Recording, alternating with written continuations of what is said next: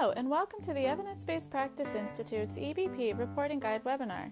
My name is Jessica Leith, and I am the Senior Training Manager and Practice Coach at the Evidence-Based Practice Institute at the University of Washington. I will be guiding you through this webinar. The Department of Behavioral Health and Recovery and the Healthcare Authority established the EBP reporting process to track how often agencies and clinicians are using the most recent research in their work with kids and families. The state asks for this information every year, and it's an important part of keeping mental health services funded. There are a few ways of potentially tracking this information. However, the SERI Research and Evidence-Based Practice Codes were ultimately selected to track EBPs as this option would provide the least amount of burden on clinicians. It does not add any additional paperwork to be completed, but rather provides guidelines for how to document the use of an EBP into existing treatment plans and progress notes. So, how do you know whether your practice conforms to the state's expectation of EBP? And will someone be checking up on you if you report incorrectly? We understand that this can create anxiety for clinicians. The Evidence-Based Practice Institute was asked to help guide clinicians to feel confident reporting EBPs when appropriate. If you can say yes to each of the items in this checklist, then you can report an EBP with confidence.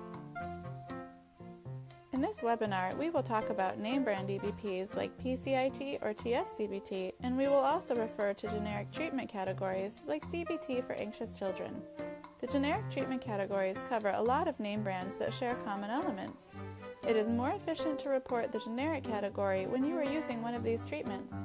EBPI has developed reporting guides that provide specific instructions about when to report a generic treatment.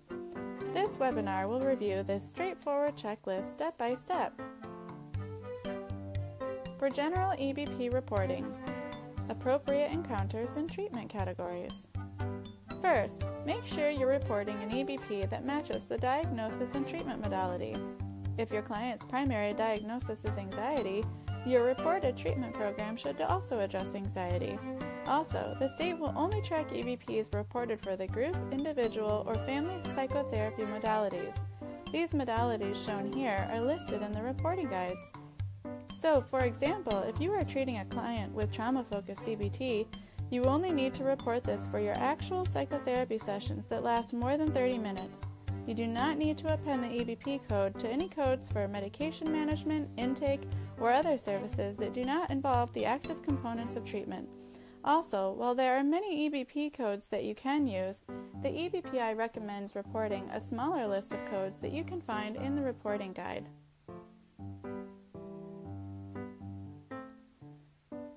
For certified training.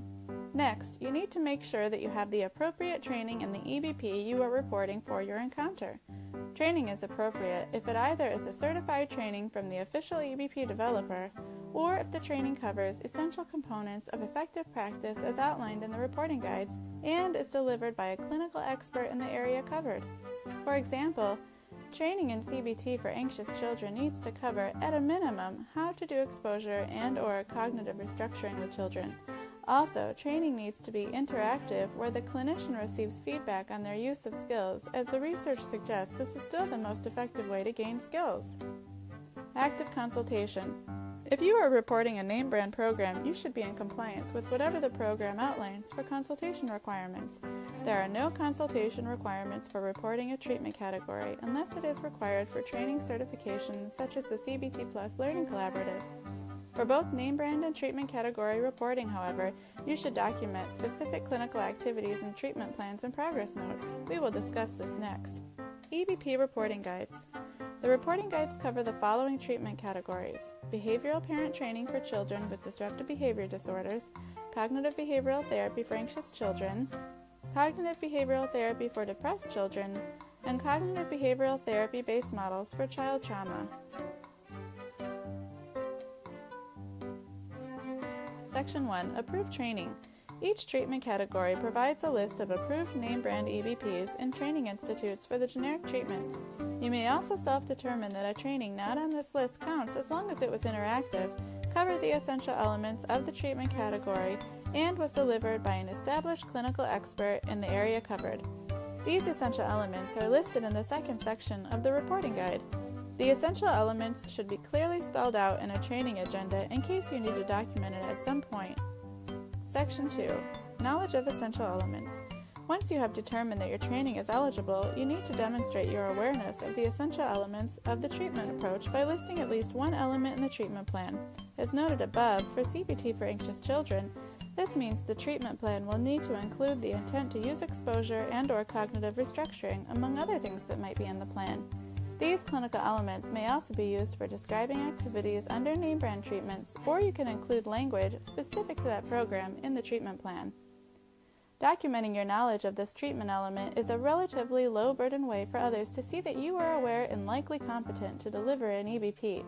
Documenting these is the easiest and least burdensome way to attest that you are using the treatment as originally developed. Section 3. Documentation of common elements. For each individual session or encounter that you are reporting as an EBP, you have the flexibility to use a wider array of treatment skills. The allowable skills for each treatment type are listed in Section 3 of the reporting guide.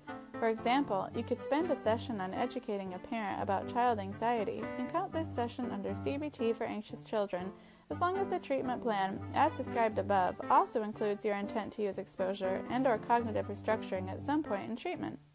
Case example. I have just completed an individual therapy session with my client who has a primary diagnosis of anxiety, and I want to report CBT for anxious children. Step 1. Do I have a certificate for attending an approved training delivered by an established clinical expert in the area covered? If yes, continue. If no, ensure there is documentation that I attended a training which covered all of the essential elements listed in Section 2. Training must be interactive with the training certificate provided. If you are not sure whether your training counts, please contact EBPI. Step 2. Am I reporting use of a name brand or generic treatment? If I'm reporting a name brand program, then I need to refer to whatever the developer requires for ongoing certification. But for the generic treatment category, I will just use the reporting guides for CBT for anxious children to document essential and allowable treatment elements in my notes. Step 3. Treatment plan is at least one of the essential clinical elements listed in the treatment plan. And Step 4. Session progress notes is at least one of the clinical elements listed in the progress note for the session. The steps for reporting EBPs in Washington State is intended to place minimal reporting burden on the provider, but continuing to rely on self-report is only possible with some consistency in reporting among sites. Thank you for taking the time to learn about the standards for reporting. Please direct any additional questions to the Evidence-Based Practice Institute at the University of Washington. Thank you.